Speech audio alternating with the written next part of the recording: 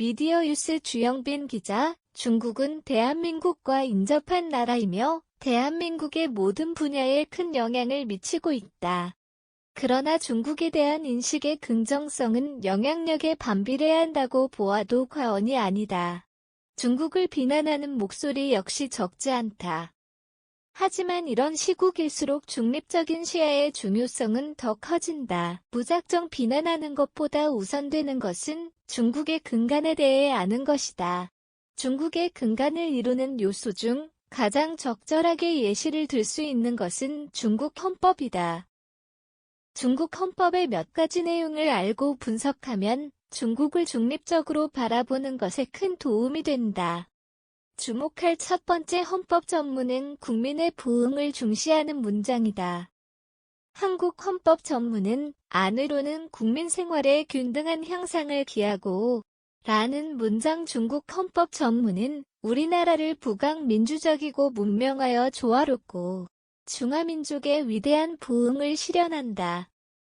라는 문장에서 그 정신을 볼 수 있다. 여기서 눈여겨보아야 할 점은 한국은 민주주의, 중국은 사회주의를 목표로 함에도 국민의 부흥을 중요시하고 자본주의 경제체제를 선택했다는 점이다. 이것을 시사점으로 내세운 이유는 사회주의와 공산주의를 바라보는 중립적인 시각에 도움을 줄 수 있는 부분이라 생각했기 때문이다. 사회주의는 사회 전체의 이익을 중하게 여기는 사상이고 공산주의는 사유재산 제도의 부정과 공유재산 제도의 실현으로 빈부의 차를 없애려는 사상을 의미한다. 이 사상을 요즘 대한민국 사회에 만연한 중국에 대한 혐오와 접목해보자. 중국에 대한 무조건적인 혐오 역시 비이성적인 부분이지만 중국에 대한 혐오를 사회주의와 공산주의 사상까지 확대해 발언하는 경우를 흔치 않게 볼 수 있다. 이러한 생각과 발언은 적어도 중립적이지 못한 것이라 생각된다. 대한민국에 소속을 두고 있는 우리는 대한민국이 국민의 행복을 위해 존재한다는 생각을 의식적으로 하고 있다. 그러나 중국에 대한 인식은 프라이버시가 없고 공안 감시 속에서 살아가는 국가다. 하지만 체제와 나라의 문화 차이를 배제하고 헌법 전문의 민족의 부흥을 언급한 부분을 본다면 한국과 중국은 민족의 행복과 부흥을 목적으로 삼는 국가라는 점을 알 수 있다.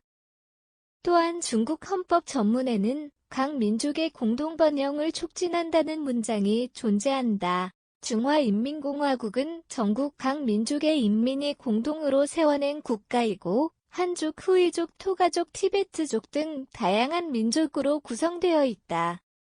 각 민족마다 문화도 다르고 성향도 다르지만 중국 헌법은 각 민족의 공동 번영과 단결을 중시한다. 한국으로 시선을 돌려보면 단일 민족임에도 정치 성향, 페미니즘에 대한 견해, 지역 갈등 등 여러 논쟁과 토론이 존재한다.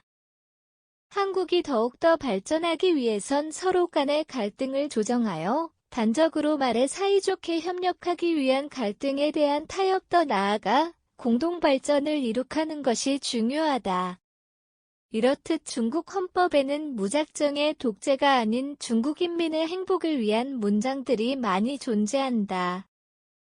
이 점을 생각한다면 중국에 대한 부정적인 인식을 조금이나마 완화하여 중립적인 시각으로 중국을 보는 것에 도움이 될 것이다.